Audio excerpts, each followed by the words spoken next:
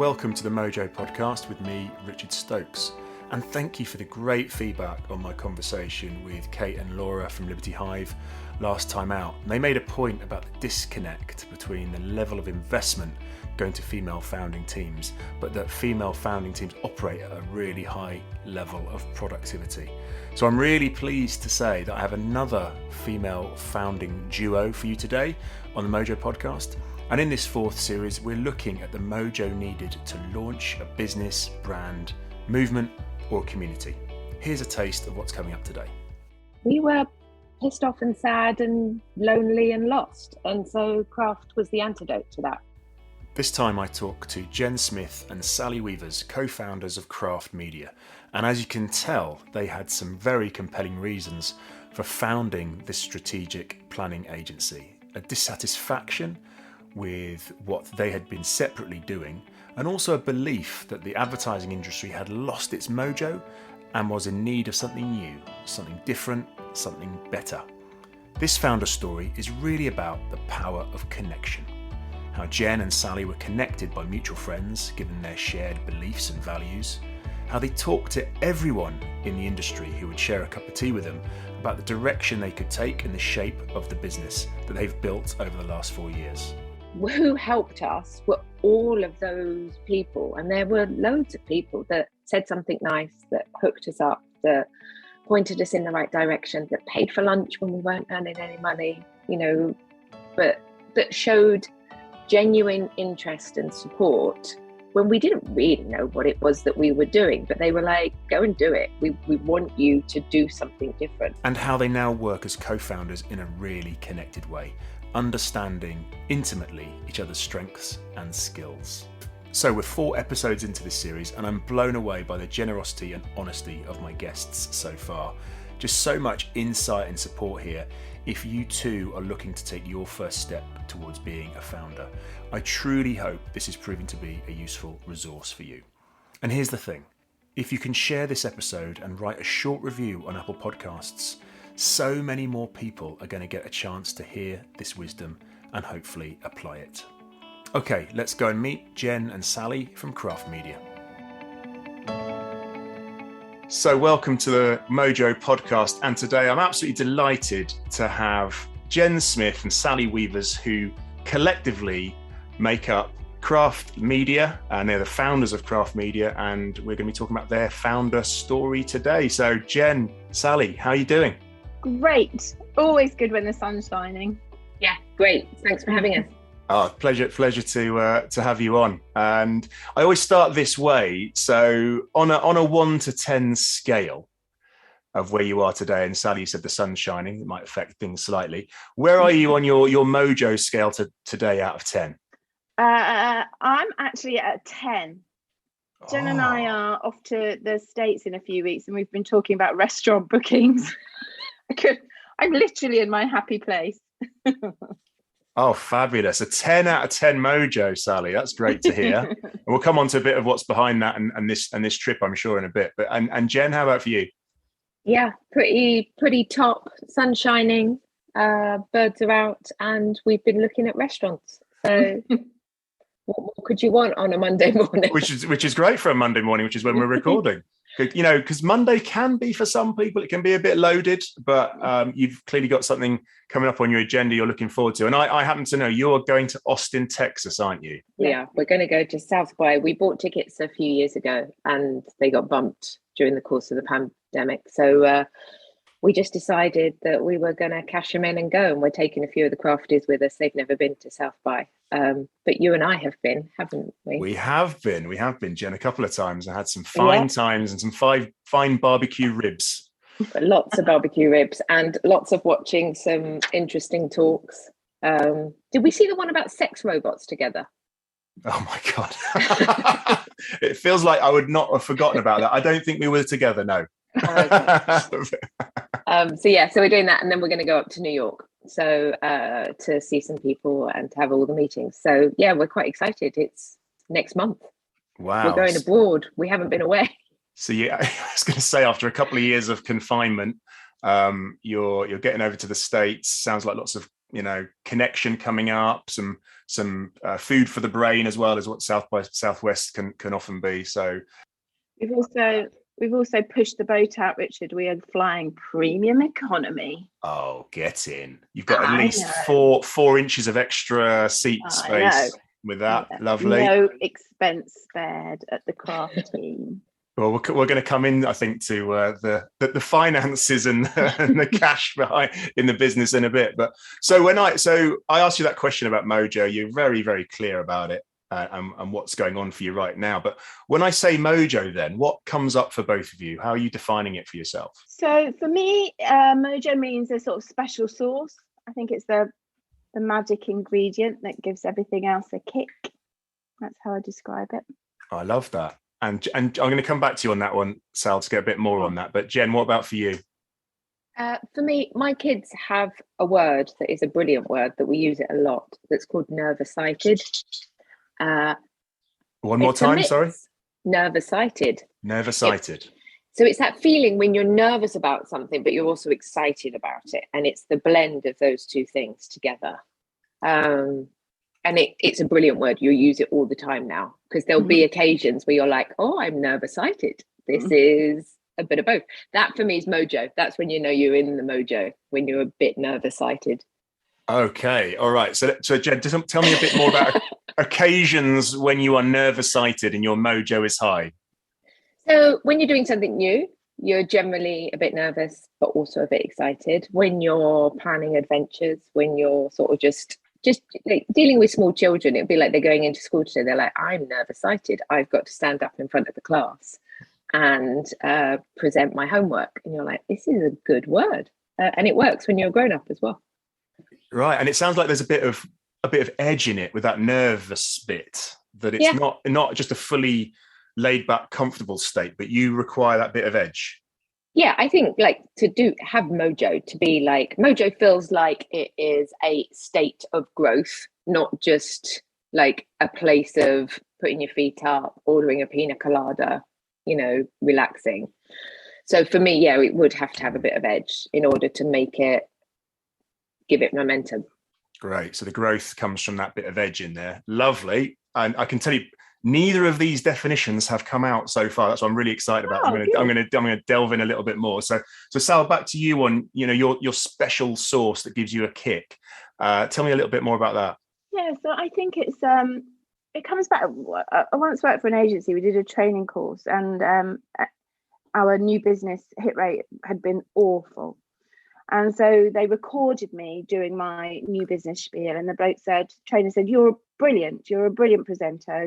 It's lovely to listen to you, but I just want to cover up your face, and I want you to look at what your eyes are doing. And it was a bit startling, because he said, what do you see? And I said, I see dead eyes. And he said, and that's what people you're presenting to see. You've got all the mannerisms, all the words, all the talk, but your eyes say you don't really believe this shit.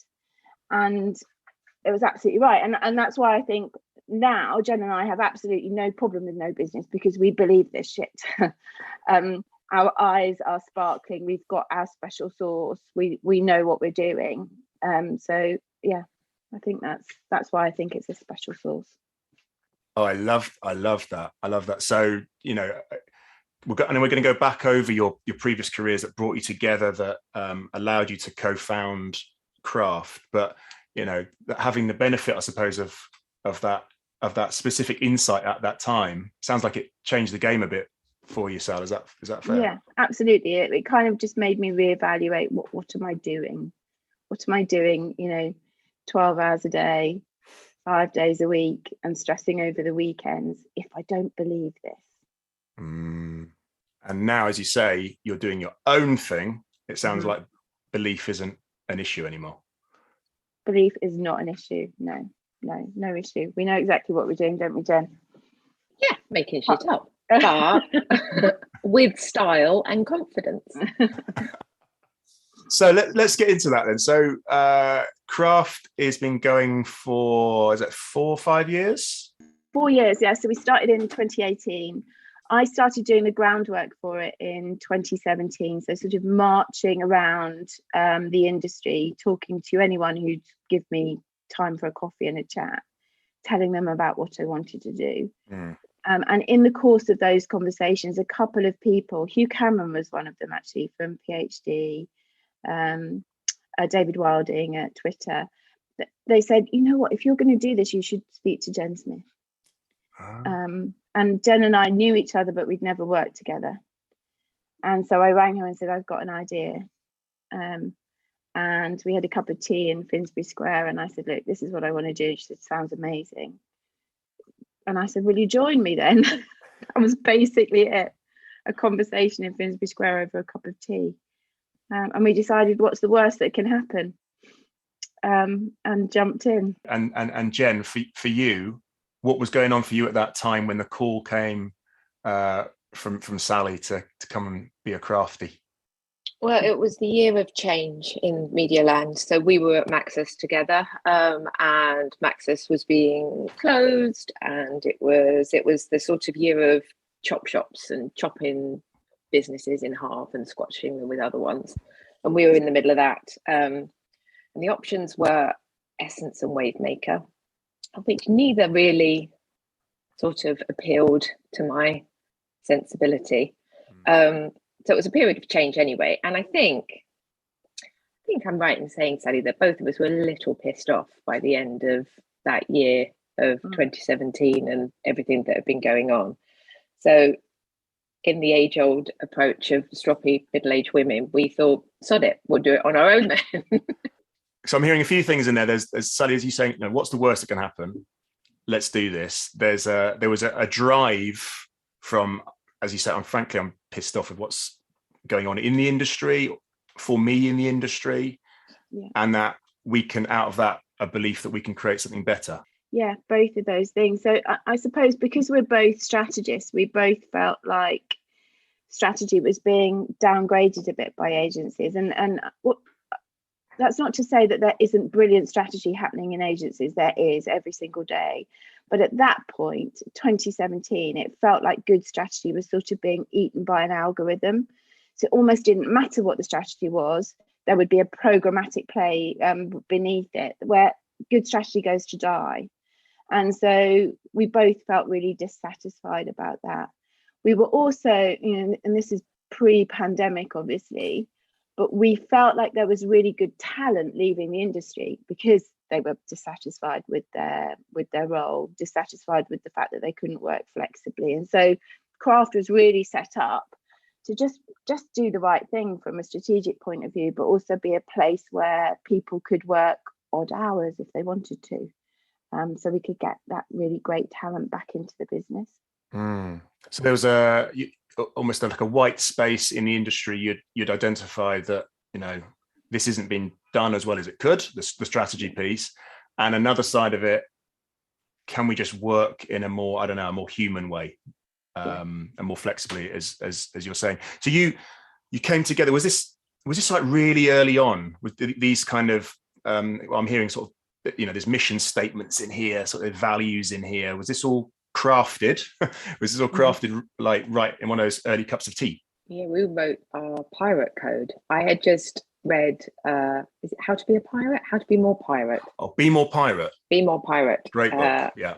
So I just read that. So therefore, as with everything with me, the answer is always the last thing that I've read. So at the beginning of Craft, I just read that. I was like, we need a pirate code, and we're going to write a pirate code really early on over one of those early cups of tea. And it sort of still stands. I mean, there's been some elements of it that have adapted, but yeah, we were quite clear as to what type of organization we wanted, like essence, like what is at the essence of the organization, where Craft has grown to, the shape and the look and feel. We had no ambition at the beginning that it would be that. We've sort of, it blows our mind that we employ 20 people and that we're working on clients in every country in the world. You know, like that wasn't the plan. The plan was the essence of the organization. Like the focus on the work, the focus on the collaboration rather than competition. The idea that we can make ideas better, not just smaller. That was a piece of feedback from all the creative agencies we talked about, was a good media person, a good comm strategist would make creative ideas bigger and better. And the only conversation they have with a media person is about making it smaller, make it fit into 8 seconds, make it fit in a 25x4. So the essence of craft is about like exploding an idea, making it bigger and more famous and more interesting, not efficient necessarily. Got it. Okay, so this early thinking that you did and this philosophy, this essence that you had, is still holds true. It's just and that is probably why the business has grown in the direction and the shape it has. Maybe that, as you said, that's something you couldn't have predicted 4 years ago, but starting with the essence, starting with the philosophy, has enabled that to happen. Yeah, I mean, we, one of the things that we put on the pirate code is don't be a dick, and we really are the nicest people in media, and that will work very happily alongside anyone, whether it's a media agency who's doing the buying and the execution, a PR agency, a creative agency. We sit comfortably in that middle space, basically pulling all of those comms channels together, trying to make everything better. People who aren't, so close to the industry, traditionally, there's often quite a lot of tension in those relationships, and often actually, based on commercial priorities and agendas. But It sounds like what have you done? Put your commercial agenda to one side? How do you make that work? Yeah, I mean, that's exactly what we do. There's no sort of commercial benefit for us to do anything in that collaboration space, but it makes the ideas better and stronger. And I think historically, what used to happen was that sort of outlier skills, so things like PR, would be left to do their thing rather than being pulled into the mix and given a specific role and direction.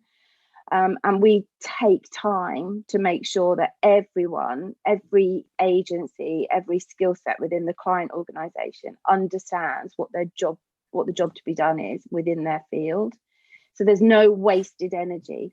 You don't suddenly get a PR piece that's completely at odds with the overall strategy. It's sort of, it all works together. Coming sort of back to the early days, it sounds like you had a little bit of a helping hand from some trusted allies who said, hey, Sally, you need to talk to Jen and come together. What else, or who else was helpful in those early days when you were setting up? What is interesting about craft, and what I learned early on, is that I had been building craft for 10 years without knowing that we were building craft. And it sort of goes back to that not being a dick thing, is that both Sally and I are natural connectors of like it. And one, we know lots of people. We're good at chatting over a cup of tea. You always take the cup of tea. We have lots of friends. We are friendly people. Like, we will, go out of our way. We did the favor. We turned up to the thing that we didn't necessarily wanted to do. We hooked somebody up with somebody else because we thought there was a benefit that was there. We're just sort of generally walking around making friends.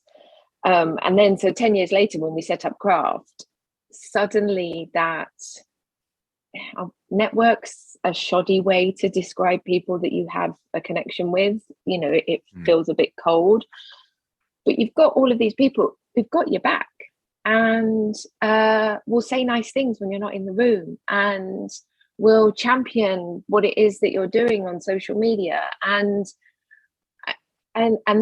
so who helped us were all of those people. And there were loads of people that said something nice, that hooked us up, that pointed us in the right direction, that paid for lunch when we weren't earning any money, but that showed genuine interest and support when we didn't really know what it was that we were doing, but they were like, go and do it. We want you to do something different.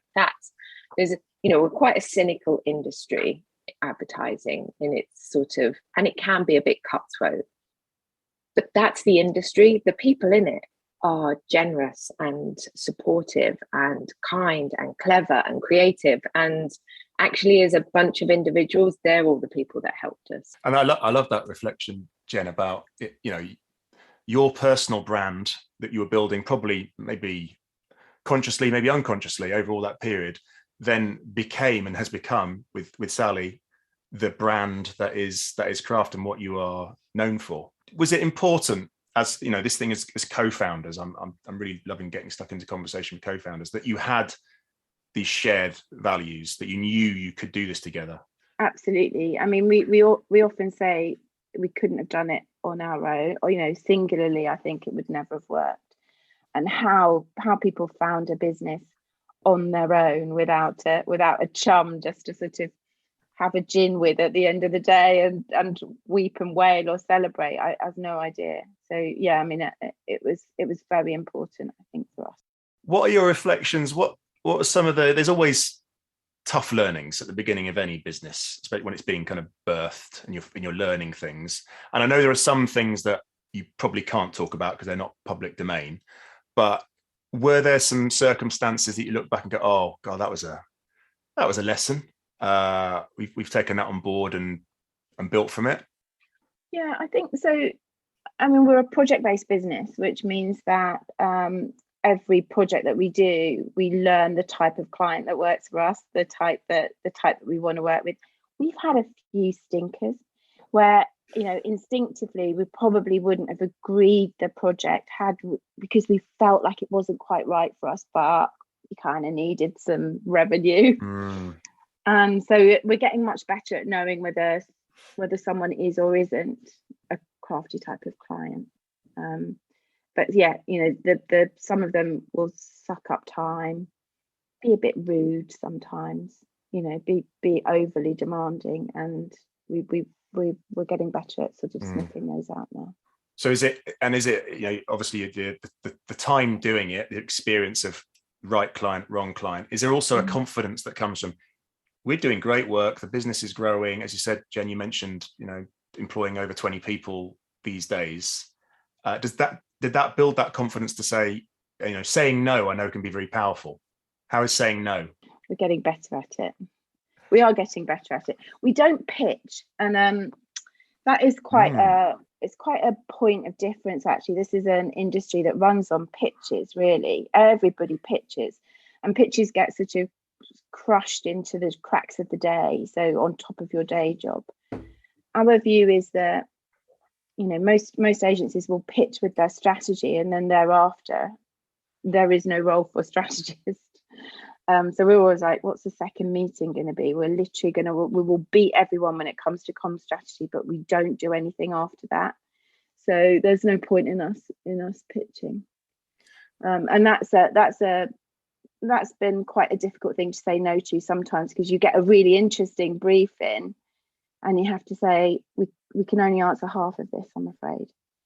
So we're out. Well, new business being the lifeblood of agencies and pitching is what comes before new business in most circumstances. That's a real point of difference. Yeah, I mean, thankfully so far we haven't ever had to pitch, and we've doubled every year that we've sort of been around. So yeah, I'm grateful for our connections and our network that just kind of keep ringing us up.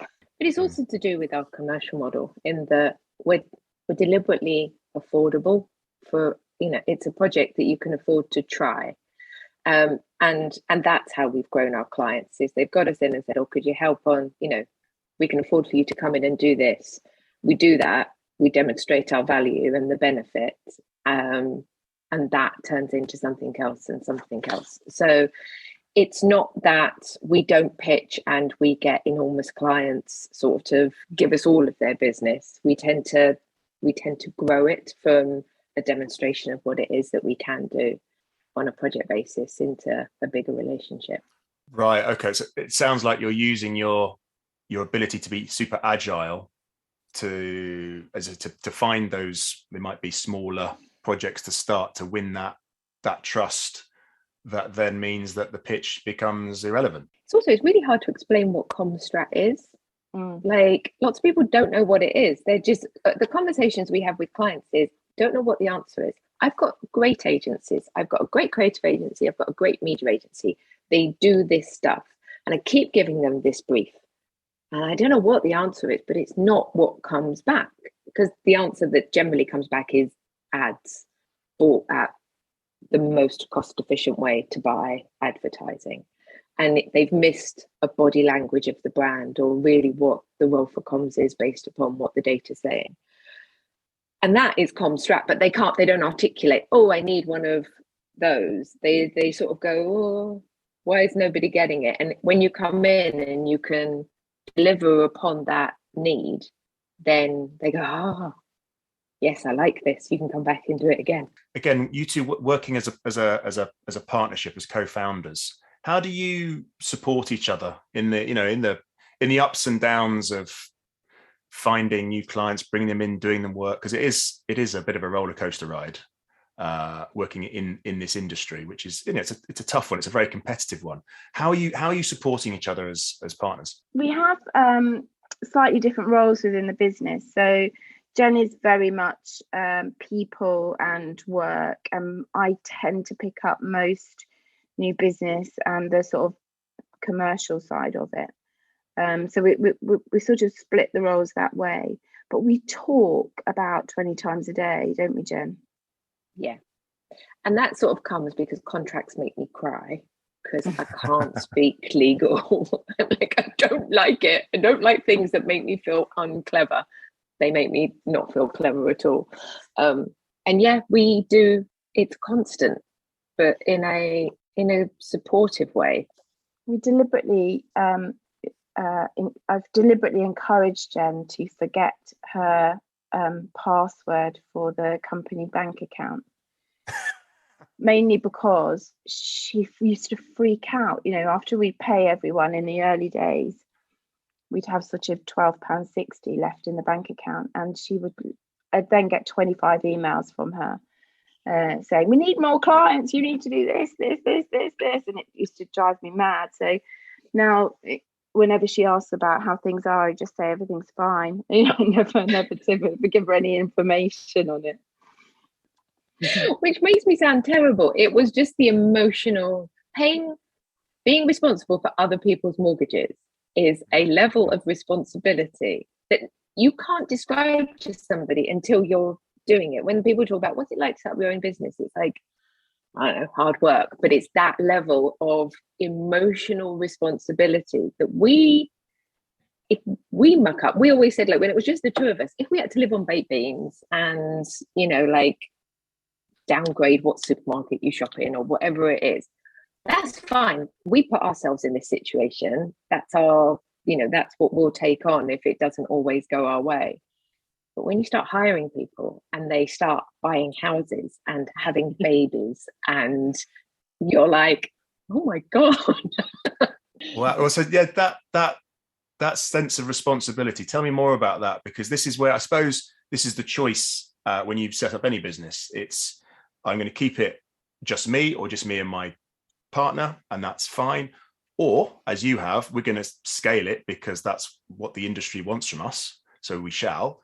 And now you've got that responsibility, and well, you've talked a bit about it, Jen. But how does that sit? Well, that's why I don't have access to the bank account anymore, because I take that really personally. Like, I take that responsibility. I take very, very seriously. And also, if you run a business, you know that all the plans in the world, what's the quote? Everybody's got a strategy until you get punched in the face.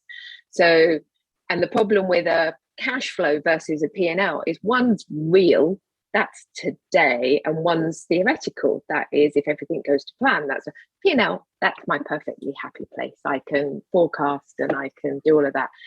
What is left over to today to pay the bills, that is too much responsibility. I am in like a dark place of responsibility, and Sally is much better equipped at managing that than I am. Like, literally, she'd be pulling me from the ceiling. I'm very sanguine about all of that. I always think, the universal deliver is something that we talk about quite a lot, and it always has done up until now. That's the power of a network, I suppose, of our connections. Something always happens when you need it to, if you sort of trust in it. So yeah, I'm much more able to cope with that side of the roller coaster, I suppose. So it sounds like you know, we talked earlier, you had this great values match and philosophy match, but also there's a strengths match in here. Then if you're, you know, people and work, Jen, commercials, new business with you, Sally, that those strengths seem very well matched and balanced. Yeah, it's almost as if we planned it, isn't it? We really didn't know that at the time of getting together, but we've sort of naturally found our corners and our spaces. So with this new way of working, this crafty way of working that you've developed, and you say you had the essence of it when you first got together and it's really just naturally developed, what is, I suppose, I'm thinking about the experience of the people that work with you, the talent experience, because we know getting the right people is exceptionally hard. And I know in the media and advertising industry right now, particularly difficult. So what is the special sauce? What are you doing to attract and to keep the talent that you need? As before, one of the philosophies is always have the cup of tea. So we always have the cup of tea. I probably chat to anybody that's interested in finding more about craft 2-3 times a week, every week, constantly. Some of those people eventually, it becomes a way of sort of finding your future talent, but we are interviewing in a soft way all the time. Right. So, and it helps to, you know, spread the crafty word as well. When we first started, part of our philosophy was about our physical availability. So this is pre-pandemic. We were a bit tight, so we didn't have any offices. So we just used to walk in and out of everybody else's agency and just steal Wi-Fi and coffee. Yeah, I'm just going to sit in reception. Is that okay? And that was really good for getting briefs, because people would walk past and go, "Oh, could you help with?" And you're like, "Yes," but also just like chats and sort of working out who's good and sort of having a sense of where the talent is. I am also rent a judge, particularly at this time of year. I bloody love judging. One, because I'm all about the work. So, and I like keeping on top of the kind of work that's coming out of the industry, but also who's doing good work, what agencies are really pushing it. So that's a sense of talent and, you know, that kind of pool of people that are coming out. And we're just, you know, we recruit all the time where 20 people will grow. But we've recently started looking at everybody's sort of PDP. And one of the things that we've put on it is that everybody has to come to us at their appraisal with a job offer from another agency. The thought process being is that craft should be the hotbed of talent. We should be advancing people's skills, approaches, types of briefs they work on, you know, ways of doing it. We should be the place that the rest of the industry goes, yeah, if I need some good people, I'm going to go and have a sniff around craft. But we're quite honest with what we say to the team is that, like, do better, have ambition. Your life won't always be with craft. However, don't leave craft to go and work on a big FMCG client in a big network agency. Like, that's not your next job. Your next job is, I've had a phone call from Nike who want me to go to Portland to head up Comstrat out there. Like, then you go, like, fly, my pretties. You have achieved everything we can possibly do, and you are onwards, upwards, and making your life better, but also the industry better in terms of spreading the word and the skill set that we've landed in. What's really interesting is because we're hiring quite quickly at the moment, and that we can sort of tell who has the potential to be a craft planner. They invariably arrive with us and they don't have the skills that we need, but they've got something. They've got there's a grace or a character that we like speaking to them, and so we're having to retrain really good experienced planners and strategists to stop thinking about how they spend the budget, and that's the big I suppose criticism of bigger media agencies is that when they get a brief, they think about how do I spend the budget efficiently, as opposed to what's the problem that I'm trying to that comms can answer.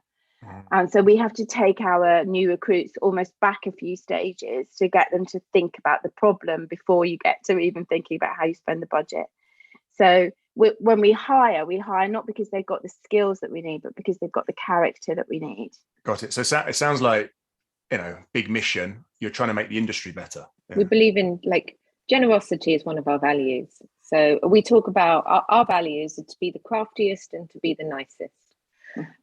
So craftiest is about finding the other way, caring a bit more, pushing what's possible, believing in creativity at its heart. And the nicest is about, which is a soft term. No agency generally puts nicest. It's all, you play the est game. I want to be the fastest, the cheapest, the quickest, like they're sort of aggressive ests.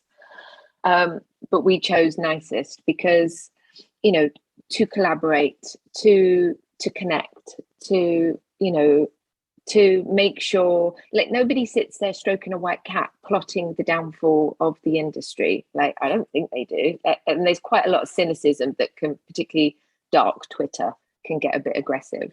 And we're actually about celebrating. So, if somebody does some really good work, we want to be the ones that are vocal, even if we didn't do it. But if we see good work being done, we think it's really important to shout about it. It's really hard to have ideas, and it's really hard to have ideas that you then make happen. So being nice, we make our own gin on brand, 2 middle-aged women. It's very nice gin. But we'll send that particularly to women that we see that step up to take a big job within the industry. So even if we never met them, we're quite good at posting bottles of gin out because, like, you should be celebrated, and that's part of being the nicest. I love that. I mean, I wrote down 2 words when you were talking, and it was generosity and connection. When you're just talking about the values and just how you go about it, and what you're talking about in terms of make the industry better, with almost accepting that you'll come in to work at Craft for a period of time, and it will be a great experience. We will make you better, but you will fly. Mm-hmm. You will eventually probably go elsewhere, and for you as founders, that's okay. That's okay. That's what we should be doing. Yeah, absolutely. But flying onto a much better thing. We do a think piece every quarter, and whatever it is that we're interested in, whether it's loyalty or new food and drink brands or challenge, the challenger brands was one that we did recently, and we turn that, so it's a really big long think piece which we then turn into a half-hour talk, and we give that to anyone who wants to listen to it. So regardless of whether, we do quite a lot with Hearts and Science are quite good at getting us in to do our little crafty talks. We'll give them to Good Stuff. So we'll share that knowledge as widely as if anyone wants half an hour lunch and learn with us, we'll do it. And those are, if people are, again, not from the industry, those are agencies who are competitors to you. Arguably competitive. Yeah, they're talking to the same clients about similar stuff, but you're like, here's our thinking. You can go and take it. Wow. Yeah, I think it's really important. And, we talk about raising the floor as well as the ceiling. And, we have an ambition that we'd like to launch a crafty academy, essentially. Ultimately, where we can help train the wider industry in how to do this thing in this industry that we do. And partly it's about getting your joy back in it, because there's so much dissatisfaction that exists when you talk to people. They are sad and angry and burnt out, and this is a great job if you can do it in a way that works for you. Like, you work with, as we said, really nice people in this industry. We work with incredible brands. It's creative and strategic, and it should be the best job in the world, but people have lost their mojo about it, the whole industry. So if there's anything we can do that just sort of brings the mojo back to comms, media, advertising, then why would we not do that? Why would that not be something that you would put on your to-do list? Like, everything about Craft and our success so far has been about being nice and collaborative and creative and interested as well as interesting. that is just another demonstration of it. And also, does it matter? Like, we're not doing this to drive Ferraris, are we, Sally? Like, that was not the ambition when we set this up, was, you know, is there a great big number that we want to hit? We were pissed off and sad and lonely and lost. And so craft was the antidote to that. So, you know, we'll spread it around. Lovely. As I understand it, you're the owners. Are there other investors? So, No. okay. So, is that important in terms of, you know, following the essence and the philosophy and keeping it going and all this generosity that's happened, the niceness? I think it's really important that it's currently just the two of us, because we're so aligned on what we want it to be. You know, even the people that we employ are aligned on what we want it to be as well. There are no mavericks in there trying to pull us in a different direction. We have a brilliant CSO in Sam Fowler. You know, came to us from Mediacom, a good strategist, but definitely sort of straining at the leash. And he is 100% behind, you know, the essence of craft. He's such a massive advocate for us and a huge talent. And we're sort of touching now on what's coming next, and I'd love to spend a few minutes on that. So you talked a bit about the academy. That it sounds like there's an idea there, Jen. When is that taking shape? We just got to find the time, I think, and you know, we've talked about it. It's definitely on the to-do list. It's something that we'd probably like to start thinking about properly this year. It's good to put it out there, isn't it, Jen? We've put it out there now. We put it out there. We've got to do it. There is something in that. We do believe in that. Like, say it out loud and like, oh shit, I've got to deliver on it now. Well, this is, Sal, you mentioned the universe earlier. If you don't tell the universe what you want, it's hard for it to help you. You know, call me an old hippie living here in Ibiza, but I really believe that, because I see it all the time. And I ask people when they don't tell anyone about what their plans are, so how are you expecting things to change and develop if you don't put it out there? You just need a bit of faith, a bit of confidence that you're going to get what you need back. But we won't do that on our own either. That's too big. That will be about the universe putting its hand up to help us. And then the other plan, so I'm just going to put this out there, try and manifest it, is we're working so much now on global clients that we've sort of cracked a model in the UK. We feel like we probably need boots on the ground in a couple of other markets, maybe the US and Australia. And so we're sort of exploring this year on how we can do that efficiently, how we trying to meet people who would be good to run it for us in those markets. Looking for agency support, you know, creative agencies in those markets who go, actually, we like what you're doing in the UK, come and help us. So that's what the trip to the US is about, other than the restaurants, obviously, which are a very important part. It's also just making some connections out there and telling people what we do and what we want to do in the future. Amazing. Two, you know, lovely big ambitions that you've put out there, and you know, people do listen across the world, thankfully, to the Mojo podcast. So if you're in the US, you're in Australia, get in touch with these fabulous people and see what can happen. So I always sort of wrap up coming back to you personally and Mojo, and we've talked a lot about your journeys with Mojo and how it sounds like founding craft together really helped reestablish that belief you were talking about, Sally, there.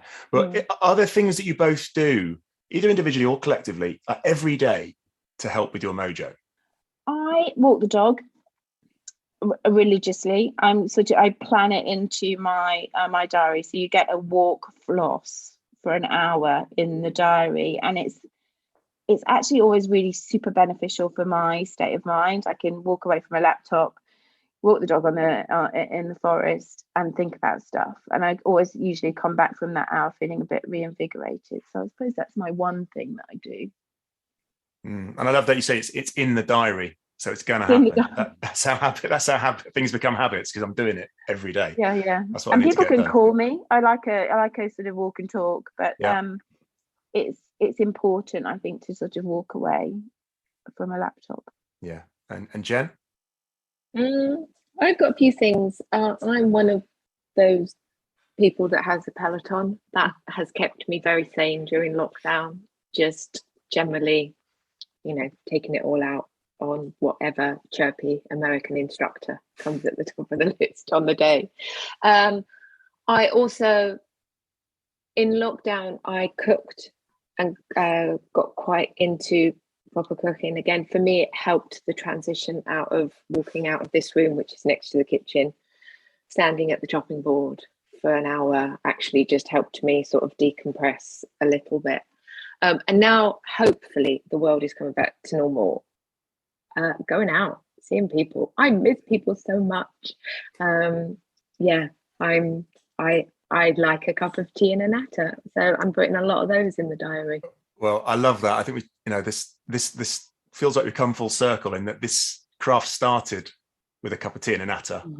And then that is what drives your recruitment and finding clients, and that will drive the growth going forward. So wonderful to hear. Thank you both for spending so much time and being so forthcoming with, what's behind your success, your great success with the Mojo podcast today. Thanks for having us. It's been really good fun. See you soon. Oh, I love that. Another chat with a former colleague and a friend in Jen, and I'll let you in on a secret. Jen partnering with Sally actually took her away from working with me. But I remember when she told me about the idea and I just said, go for it. And I'm so pleased that they did. There's loads in here to unpack and to take away, a few things that come up for me. I love their approach to manifesting outcomes, for literally asking the universe for what they want to happen. They put it out there. The original idea about craft, their new ideas about what they're going to do with the academy, etc.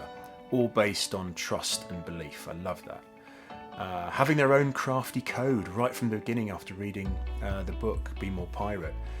Values, if you like, but lived every single day in the business and really helping with their decisions constantly by the sound of it.